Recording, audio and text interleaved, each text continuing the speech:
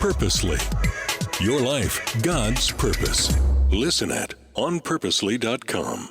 Hello, everyone, and welcome to the Gospel Tech Podcast. My name is Nathan Sutherland, and this podcast is dedicated to helping families love God and use tech. Today, to kind of take us to the end of this year, I wanted to play you the singular most played, most listened to episode of the year. In fact, this was fun for me because I was very surprised. If you'd said, Nathan, what is the content that people listen to the most?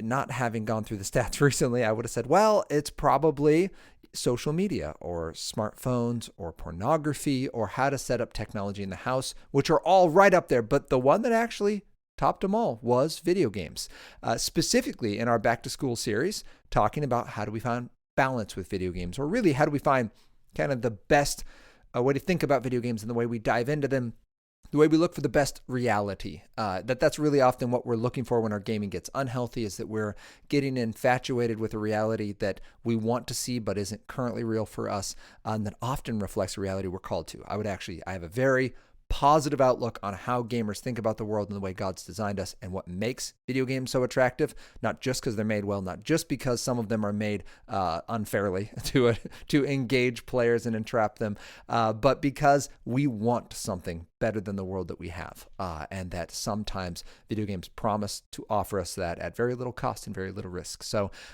today's conversation is, in fact, a repeat. It's episode 137, and I'm playing it because, it was number one for the year. As we look into this next year, 2023, we will start the new year off kind of talking big picture vision, where we're headed, how you can be on this journey with us, and then we'll jump right into our I don't know exactly what I'm going to call it, but effectively the crash course, the Start Here series, if you will, so that as people begin to continue to find us, they don't have to scroll back. I'm getting a lot of people like, oh, I told my friend to listen to you, and I just told them to start from the beginning. They're like, well, that's great.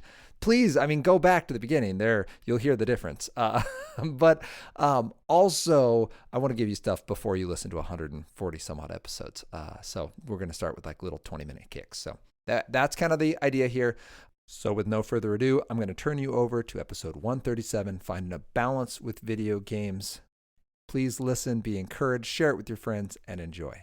Hello, everyone, and welcome to the Gospel Tech Podcast. My name is Nathan Sutherland, and this podcast is dedicated to helping us love God and use tech. Today's conversation, we are talking about video games. Specifically, we're talking about how do we find a balance with video games, or my kind of subtle title, or secondary title, however you'd say that, is the video games and the battle for greater reality. That's kind of my focus when I went into this. Just being very clear up front that I could nerd out for a very long time on video games. This is kind of in my high interest area, and I will. I'm working on a little mini series right now where we'll talk interesting things in video games, and there'll be those bonus episodes, so you won't have to listen to them forever. But today, I want to specifically empower you as parents to be able to talk video games even if you know nothing about them, even if you don't like them. How can you talk about video games? Because like so many forms of technology, this tech matters if your child is into it. If your kid loves video games, or they're passionate about it, or they're even just asking a lot of questions, that now has weight and value because your child, whom you love, is asking for something. And the question we have as parents is this good? We want to give our kids good gifts. We want to let them do things that are going to be joy-filled and incredible. And even if they don't have a, quote unquote, greater purpose, it's not like everything you have to do has to lead to a PhD, but is this going to be something that's going to help them become more of who God has designed them to be, right? Like having fun can do that. So is video games one of those things? That's what we're going to answer today.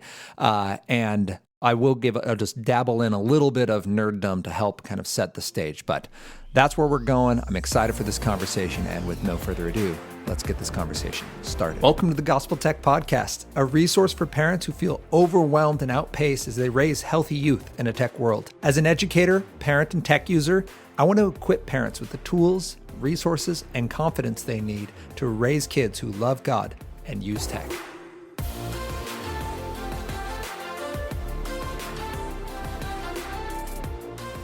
Thank you to everyone who has helped make this podcast possible. Thank you for listening. Thank you for sharing, and thank you for rating and reviewing. It's awesome to see those come up for two reasons. One, it helps us be easier to find. So when you rate, it means you scroll down to the bottom. I'll just use the Apple podcast example, the little purple podcast app icon you can click on your phones.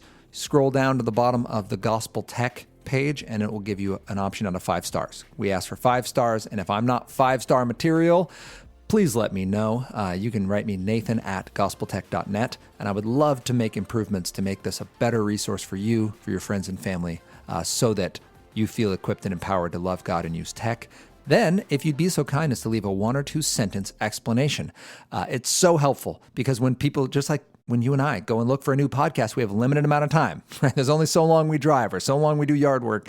So if we're going to listen to something, we want to make sure that it's been vetted by somebody out there, that we're not spending all of our time just churning through the hundreds of optional podcasts on any given topic or genre. So parenting and Christian parenting, tons of options. Not a lot of gospel texts out there, I will tell you that. So would love for more families to find out about it. Thank you for doing that.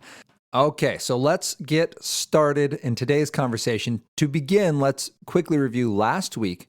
There was a 2-part series, Making Friends in a Social Media World, this idea of social media and smartphones, and is that the new cul-de-sac? How do we make friends? And then the second part were these 3 examples of when friendship matters and that focus on being present, that digital friendships are amazing, but only as long as they're really building the in-person, because sometimes we just need people to grieve with us and we just need people to be in the room.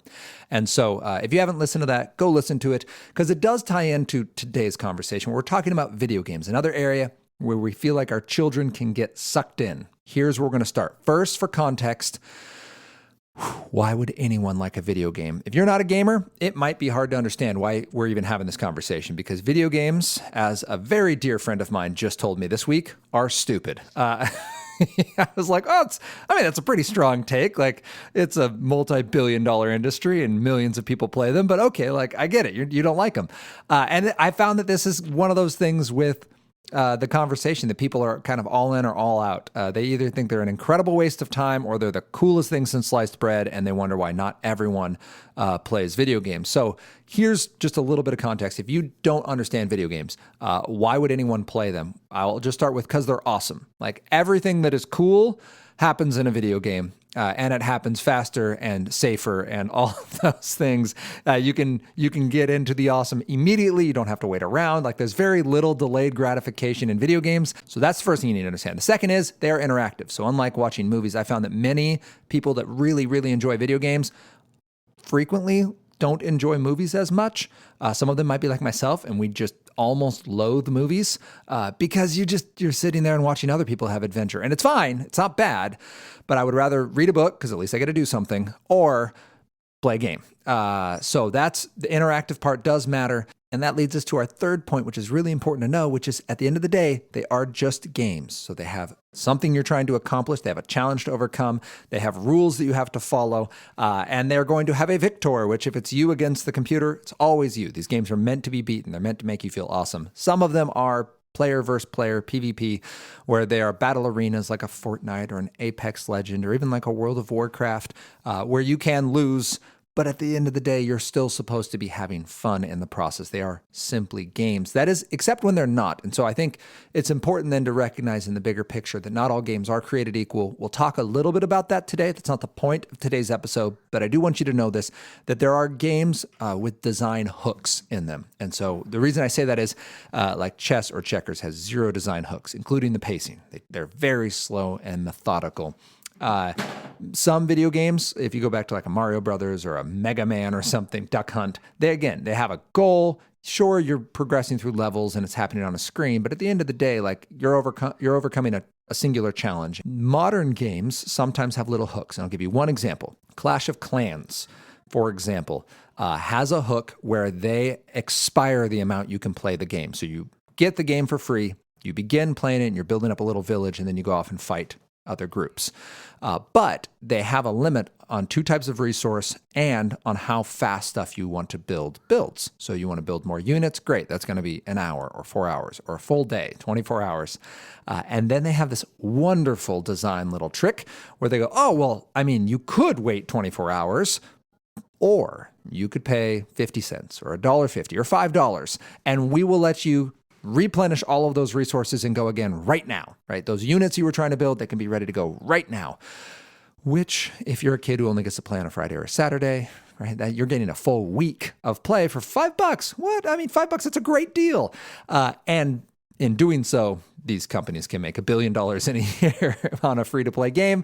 And it does leave a certain sense of dissatisfaction, but not all the games do that.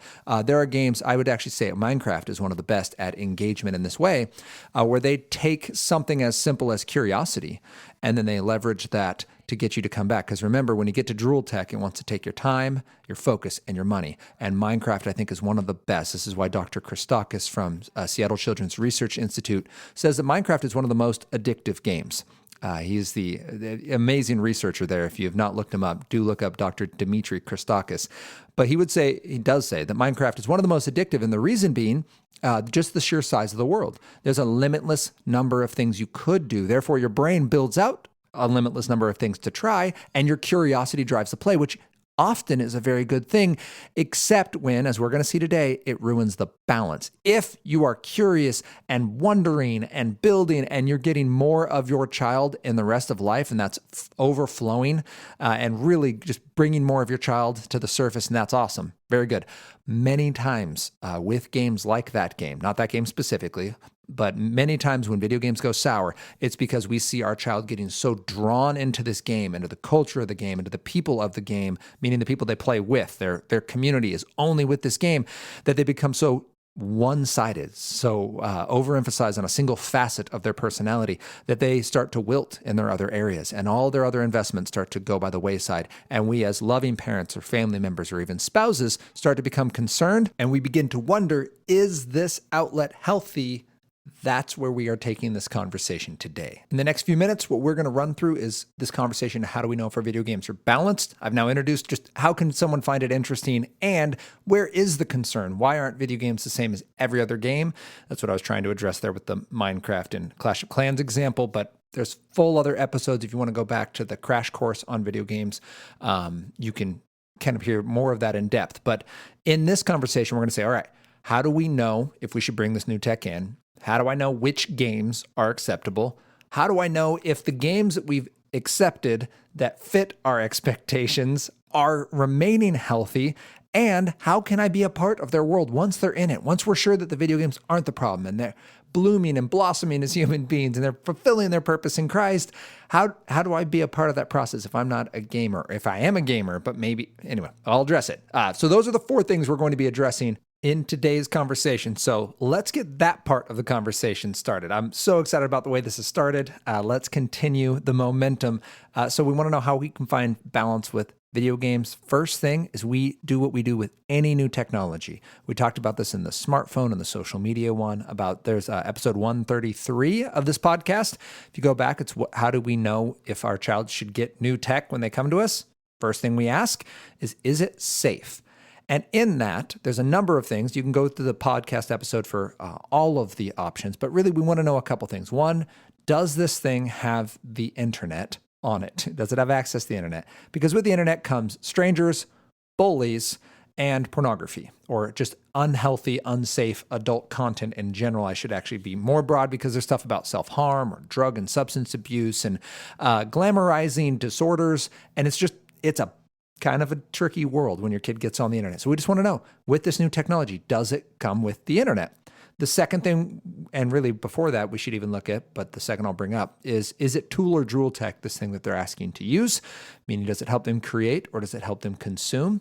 That does not mean good or bad. It does mean that Drool Tech is designed with another purpose. Tool Tech only does what you want it to do. So word processing, you want to type a paper, it types a paper until you're done typing a paper. Then it stops. It doesn't notify you about other people's papers, compare you to anyone else, ask for likes from other, right? Like it doesn't have any of that built-in engagement.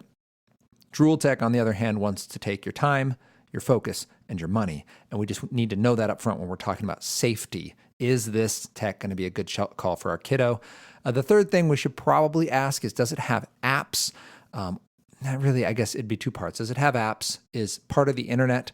It also is part of the design and accountability. How we're going to make sure that this is removing that live anonymity, that our child feels like they're unknown on the internet and therefore can do what they please, but to always recognize that there's accountability. Apps can be tricky to keep accountable sometimes. But we also want to know, is this going to be overstimulating? Does this game that our child is jumping into. When we look at safety, does it just match a pace of life that is going to be healthy for our kiddo?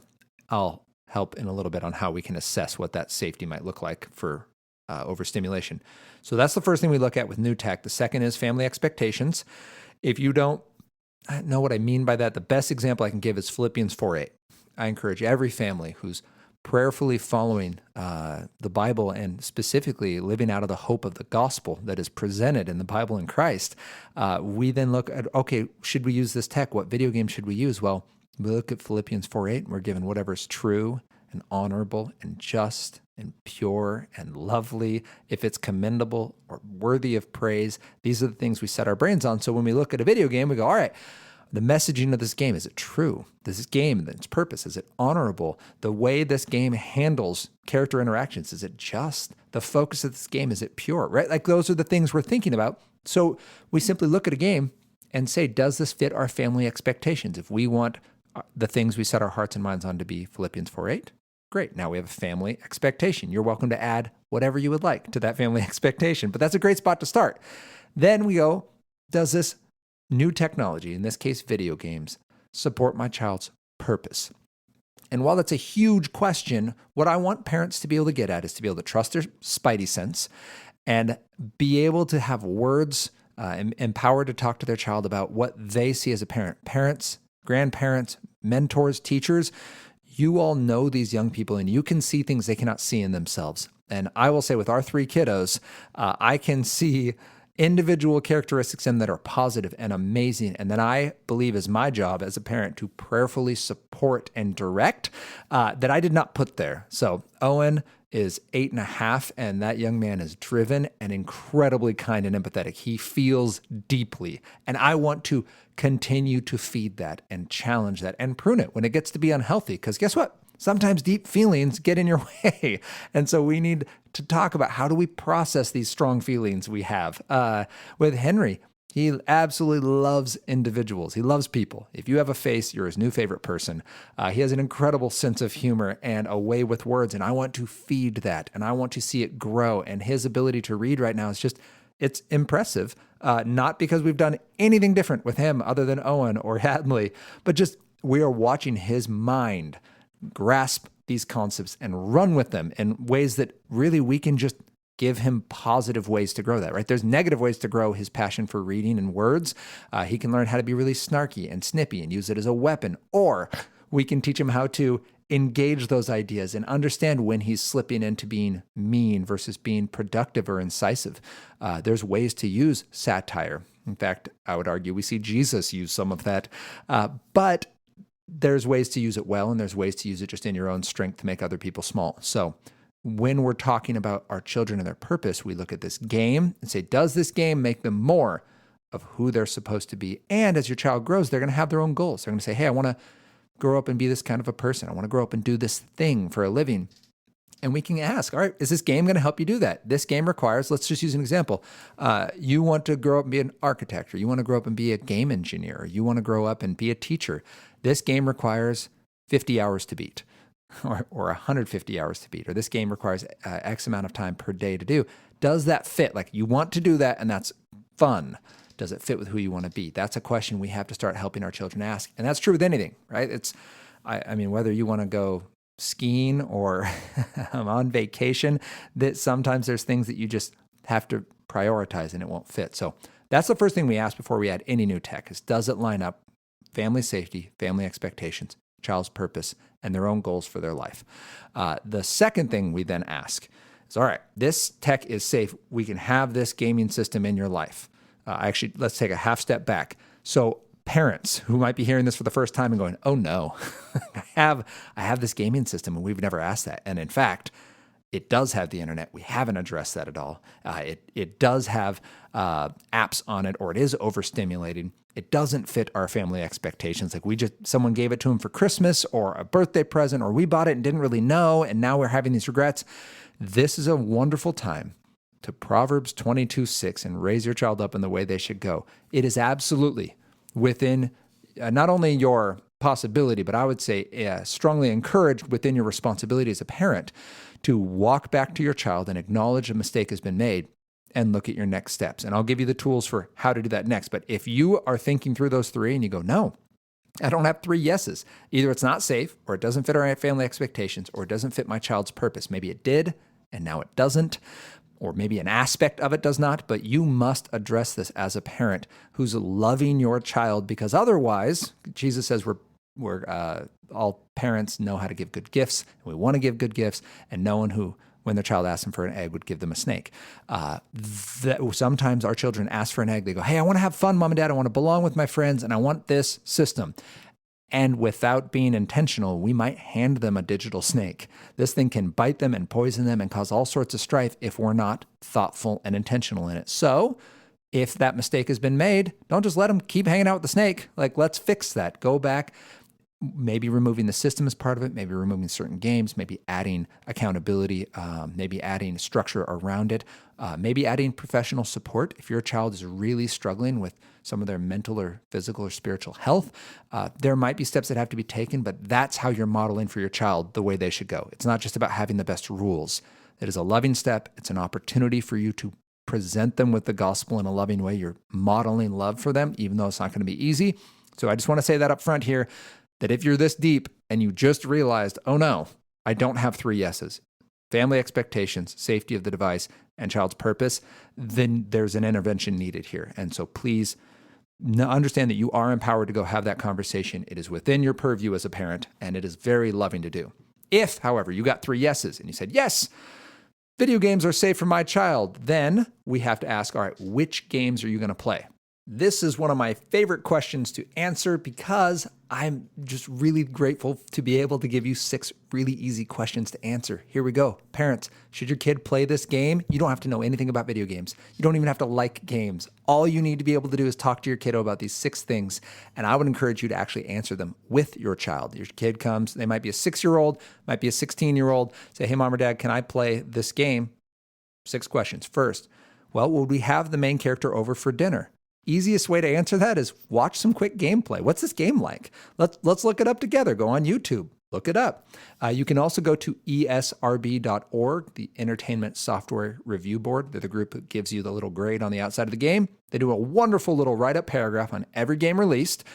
And I've actually found over the last several years, they're incredibly accurate. You don't always have to say, just because it says teen, your teen can play it. But I assure you, if it says teen, there's content in there that is not appropriate for younger than teen or mature. If it says M for mature, they're not kidding. They're not saying that just to get a rating out there. I found them much more accurate than movies. So esrb.org, go through. First question, character.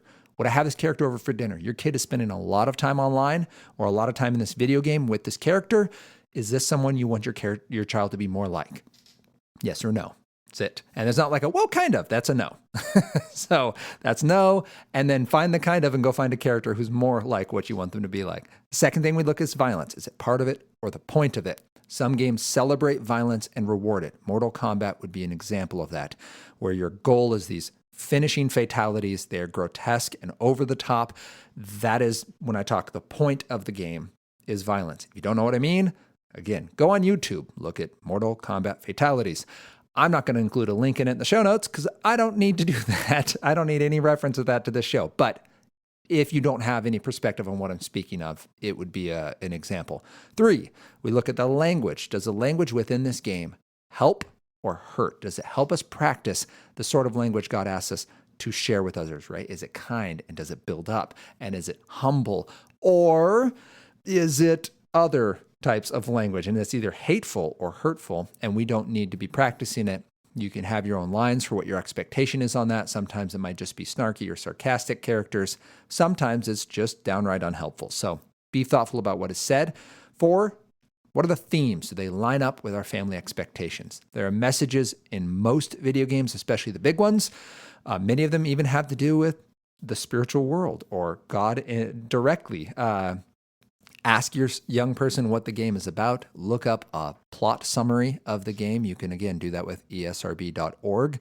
It'll tell you roughly what the game addresses. You can also find it on Wikipedia, or if you just look up whatever the game title is, plot, you'll find a multi-paragraph explanation of what the game is from all sorts of resources. So you can find that out there pretty quickly and read it through with your kiddo. The fifth thing you're going to look at is time. Does this game match your family's time expectations? It's a simple enough question. The rule I use is, can it be beaten in under 20 hours? Because when I've looked at longer video games, they draw more than just the time it takes to beat. They often draw you into a lot of side adventures, and it builds this general sense of dissatisfaction, both with the amount of time you're given to play and with life in general, because the games that you invest that much time into often feel cooler than real life because you start having more adventures in that world than in this one. I would just look at the time expectations. You can go how long to beat is a video game. It's just howlongtobeat.com. Enter the game title and it will tell you, here's how long to beat the plot. Here's how long to beat all the side quests. So something like a Minecraft will be over 100 hours, or a Skyrim or Elden Ring. These are all games that don't have a quick ending. That's going to be important to know, because usually if there's friction around time, it's that your child wants to invest more in it, and the family says, yeah, but this game doesn't really help you in any way. In fact, it might deter you. I'll give you a tool here in a minute on how to know if it's unhealthy because of time. But that's time. If it can be beaten in under 20 hours, there's a good chance this game is going to be okay. I would put a caution on some games. They're not meant to be beaten. So Minecraft would be one of these. In fact, Dr. Dimitri Christakis from the Seattle Children's Research Institute says Minecraft is one of the most unhealthy games he's seen for young people, not because it's programmed in an unhealthy way per se, but because the world is so expansive. Young people are actually just powered by curiosity at this point. So even games like Minecraft, which is really cool, it's like digital Legos, except it has limitless blocks and limitless exploration and a lot of quests that are added in there as part of the downloadable content, or even just in the core game, that drive our young people back to it with curiosity. And instead of that curiosity finding an answer and now being resolved, it's finding more quests, which drives more curiosity, which drives more quests, which now starts this cycle of, instead of feeling contented that you've learned something and done something, it develops a series of basically limitless consumption, which is concerning to us. So that's why we care about the time.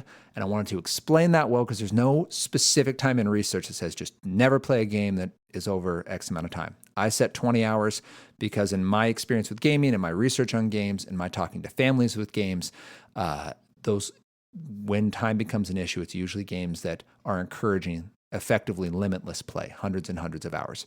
The one caveat is, if your game is a battle arena game like Fortnite, Overwatch, Apex Legends, these games might be 15 to 20 minutes to play, but they aren't meant to be beaten. Instead, you have to play lots and lots and lots of rounds to get good at them. So keep that in mind, because that will, again, it's going to be a time expenditure that your child's going to want to do because of the nature of the game. The sixth thing you ask, so first, take it from the top. When you said, should they play this game? Look at the characters. Would we have them over for dinner? Violence, is it part of it or the point? Language, themes, your time investment. What's our commitment here by saying yes to this? If your kid, by the way, battle arena game, kids always ask me to tell parents this, you can't pause them.